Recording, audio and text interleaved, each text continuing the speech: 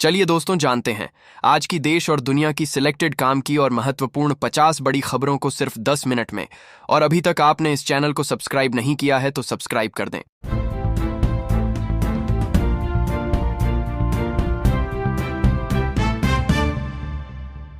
कड़ाके की ठंड, कोहरे की चेतावनी। दिल्ली में कड़ाके की ठंडी पड़ रही है। ठंडी हवाओं ने ठिठुरन बढ़ा दिया है। मौसम विभाग ने आज घने कोहरे की चेतावनी देते हुए अलर्ट जारी किया है। ऐसे में वाहन चालकों को खास सतर्क रहने की सलाह दी गई है। विजिबिलिटी कम होने से सड़कों और हाईवे पर आवाजाही प्रभावित हो सकती है। स्कूल जाने वाले बच्चों और ऑफिस जाने वाले लोगों को सुबह के समय अतिरिक्त सावधानी बरतने की जरूरत है।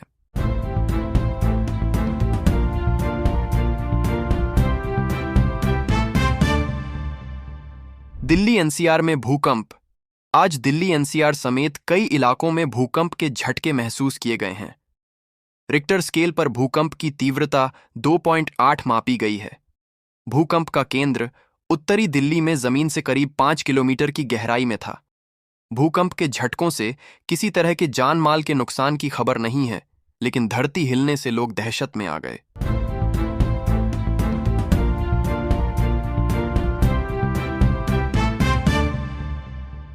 दिल्ली वालों, सावधान एडवाइजरी जारी। दिल्ली में आज कई स्थानों पर ट्रैफिक प्रतिबंध रहेंगे। इसको लेकर दिल्ली ट्रैफिक पुलिस ने एडवाइजरी भी जारी की है। एडवाइजरी के अनुसार गणतंत्र दिवस परेड की तैयारियों को लेकर सेंट्रल दिल्ली की सड़कों पर प्रतिबंध रहेंगे। ऐसे में ऑफिस, स्कूल, कॉलेज या जरूरी काम से घर से निकल रहे हैं तो जान लें कि कर्तव्य पथ से रफी मार्ग, जनपथ, मानसिंह रोड और सी हेक्सागन सुबह 10 बजे से दोपहर 12:30 बजे तक बंद रहेगा।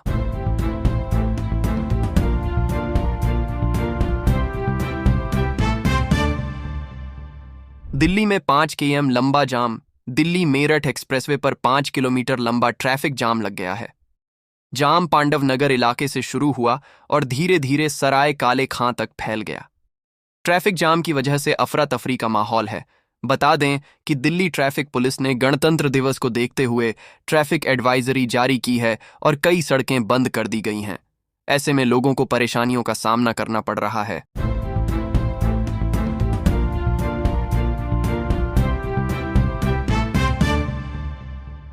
दिल्ली में अमेरिकी महिला से छेड़खानी। दिल्ली मेट्रो में एक अमेरिकी लड़की के साथ एक किशोर ने यौन उत्पीड़न किया। लड़की ने बताया कि मेट्रो में अपनी मां बहन के साथ मौजूद लड़के ने सेल्फी के लिए बोला। फिर उसने मेरे कंधे पर हाथ रखा। उसके बाद सीधे मेरे ब्रेस्ट को जोर से पकड़कर अश्लील हरकत की। वह हंसने लगा तो मैंने धक्का दे दिया। इस पर उसकी मां गुस्सा करते हुए बोली कि उसने गोरी महिला को इतने करीब से नहीं देखा था, इसलिए बहक गया।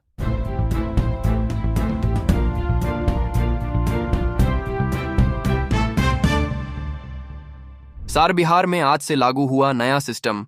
बिहार में आज से नया सिस्टम लागू हो गया है।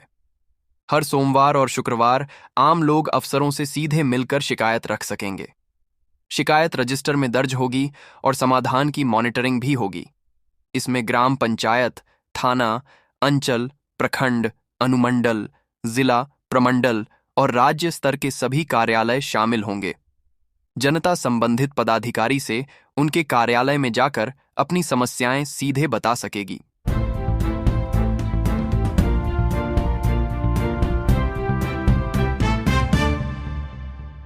पूरे भारत में तबाही मचाएंगे।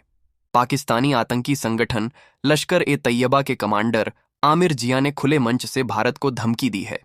आमिर का एक वीडियो सामने आया है जिसमें उसने कहा, गाय की पूजा करने वाला हमारा पड़ोसी आज हमें धमका रहा है। उनमें इतनी हिम्मत आ गई कि वह पीओके को फतह करने की बात कर रहे हैं, लेकिन हमें अपनी लड़ाई से पीछे नहीं हटना है। हम कश्मीर को आजाद कराएंगे और पूरे भारत में तबाही मचाएंगे।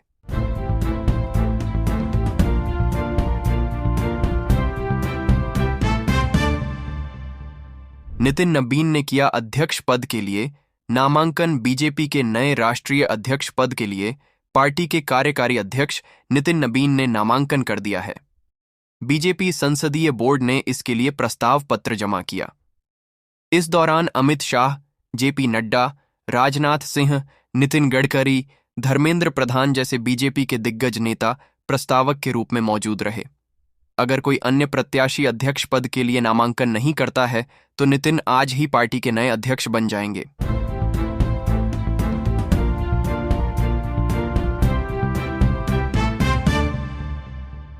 काबुल में भयानक ब्लास्ट, कई लोगों की मौत। अफगानिस्तान की राजधानी काबुल के शहर-ए-नवा इलाके में सोमवार को एक जोरदार धमाका हुआ। गृह मंत्रालय ने इसकी पुष्टि करते हुए बताया कि इस घटना में कई लोग मारे गए और घायल हुए हैं। शहर-ए-नवा क्षेत्र विदेशियों का निवास स्थान है और इसे काबुल के सबसे सुरक्षित इलाकों में से एक माना जाता है। कुछ अपुष्ट सूत्रों के अनुसार इस हमले का संभावित लक्ष्य होटल में मौजूद चीनी नागरिक हो सकते हैं।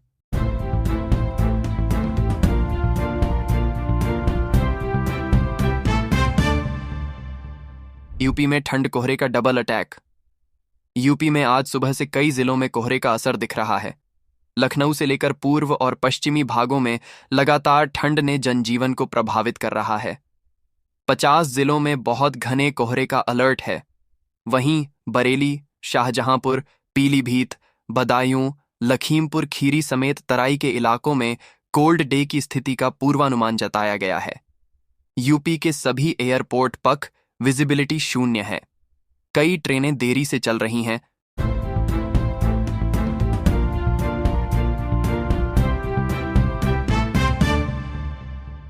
राजधानी में बिगड़े हालात, घरों से ना निकलें। दिल्ली में वायु प्रदूषण खतरनाक लेवल पर पहुंच गया है। ऐसे में ग्रैप 4 के प्रतिबंध लागू कर दिए गए हैं। आज कई इलाकों में एयर क्वालिटी इंडेक्स यानी AQI 400 के पार दर्ज किया गया है। आनंद विहार में AQI 489, मुंडका में 422, बवाना में 457, पंजाबी बाग में 456, पटपड़गंज में 458, रोहिणी में 480 और IGI इलाके में AQI 465 दर्ज किया गया है। ऐसे में सुबह के समय घरों से बाहर ना निकलें या फिर मास्क लगाकर बाहर जाएं।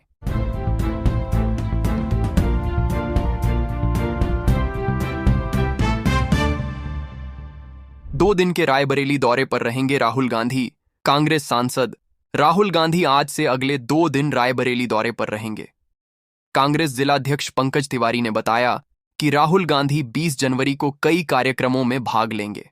आज रात भुएमऊ स्थिति गेस्ट हाउस में रुकेंगे। इसके बाद दूसरे दिन प्रतिनिधिमंडलों से मुलाकात के बाद उमरन गांव जाएंगे, जहां मनरेगा चौपाल में भाग लेंगे। इसके पूर्व यूथ स्पोर्टर्स एकेडमी की ओर से आयोजित प्रीमियर लीग 6 का शुभारंभ करेंगे।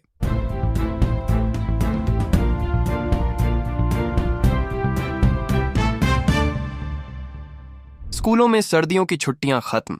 यूपी के स्कूलों में सर्दियों की छुट्टियां खत्म हो गई हैं। विभिन्न जिलों में नई टाइमिंग के साथ आज से स्कूल खुल गए हैं। बेसिक शिक्षा प्रशासन की ओर से अगले आदेश तक स्कूलों की टाइमिंग सुबह 10 बजे से दोपहर 3 बजे तक निर्धारित की गई है। इस आदेश का कड़ाई से पालन करने का निर्देश दिया गया है। इस संबंध में नोटिस भी जारी की गई है। जारी नोटिस के मुताबिक यह टाइमिंग सभी बोर्ड पर समान रूप से लागू रहेगा।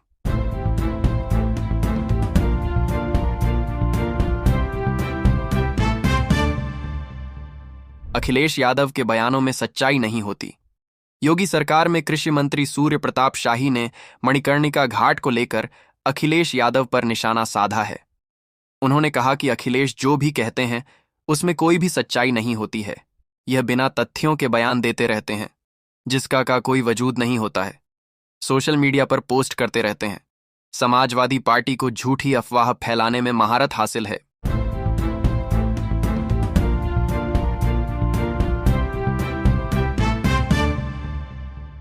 यूपी इन आयोजनों का खर्च उठाएगी सरकार।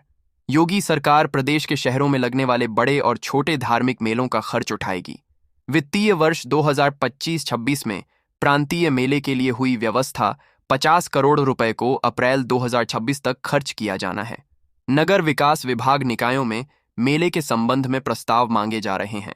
इसमें पूछा जाएगा कि उनके यहाँ कितने धार्मिक मेले लग रहे हैं और उनका ऐतिहासिक महत्व क्या है। इसके आधार पर उन्हें पैसा दिया जाएगा।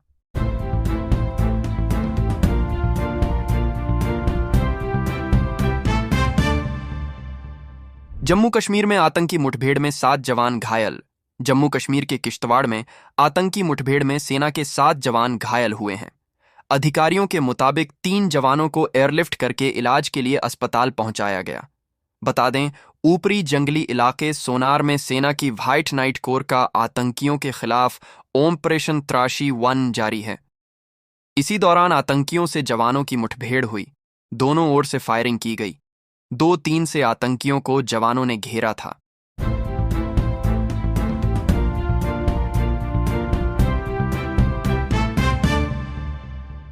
यूपी वालों सावधान, ठिठुरन के साथ होगी बारिश।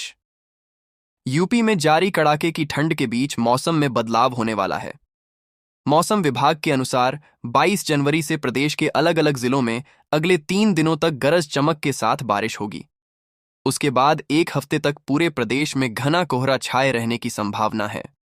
आज बरेली, पीलीभीत, शाहजहांपुर, लखीमपुर खीरी, सीतापुर, बहराइच, श्रावस्ती, गोंडा, बलरामपुर, सिद्धार्थनगर और बस्ती सहित 20 जिलों में घने कोहरे की चेतावनी दी गई है।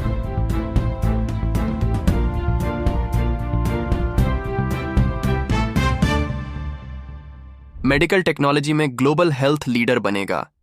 यूपी सीएम योगी ने यूपी हेल्थ टेक कॉन्क्लेव में कहा कि प्रदेश की आबादी 25 करोड़ है, लेकिन यहां की स्वास्थ्य सुविधाओं का लाभ पड़ोसी राज्यों समेत देश भर के करीब 35 करोड़ लोग उठाते हैं।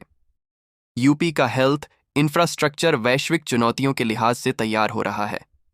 मेडिकल डिवाइस पार्क और प्रमोट फार्मा पार्क समेत कई प्रोजेक्ट्स पर काम हो रहा है। अब समय आ गया है कि हम मेडिकल टेक्नोलॉजी में ग्लोबल हेल्थ लीडर बने।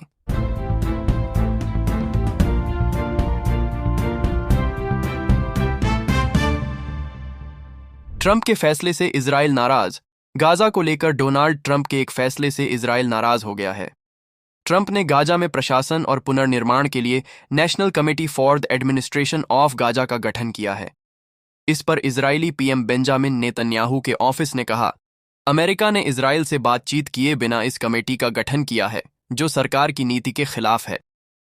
इजराइल कमेटी में तुर्की के विदेश मंत्री के शामिल होने का विरोध कर रहा है।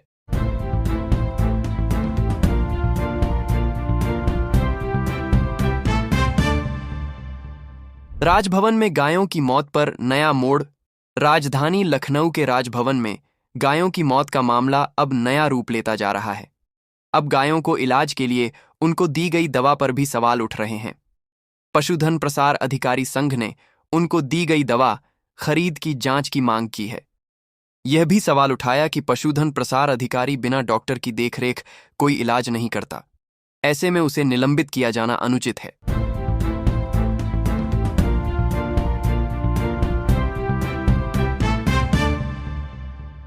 मुझे डराने की कोशिश मत करो। वाराणसी के मणिकर्णिका घाट को लेकर विवाद में एएपी सांसद संजय सिंह, कांग्रेस के पूर्णिया से सांसद पप्पू यादव और हरियाणा के सिरसा की कांग्रेस नेत्री जसविंदर कौर समेत 8 लोगों पर मुकदमा दर्ज किया गया है। अब संजय सिंह ने पलटवार किया है। उन्होंने कहा कि मुझे डराने की कोशिश मत करो। पीएम मोदी के लोकसभा क्षेत्र में मणिकर्णिका घाट को तहत नहस किया गया।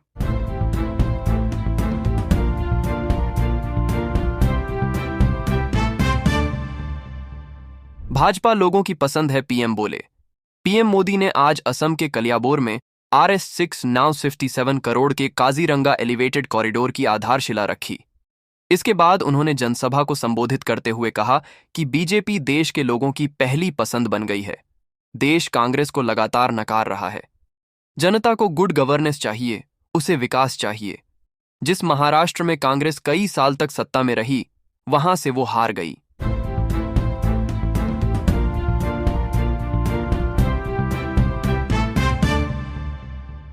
चार धाम यात्रा मोबाइल और कैमरे पर बैन। उत्तराखंड की 4 धाम यात्रा के मंदिर परिसरों को लेकर बड़ा फैसला किया गया है। अब मंदिर परिसरों में मोबाइल और कैमरों पर पूरी तरह से बैन लगा दिया गया है।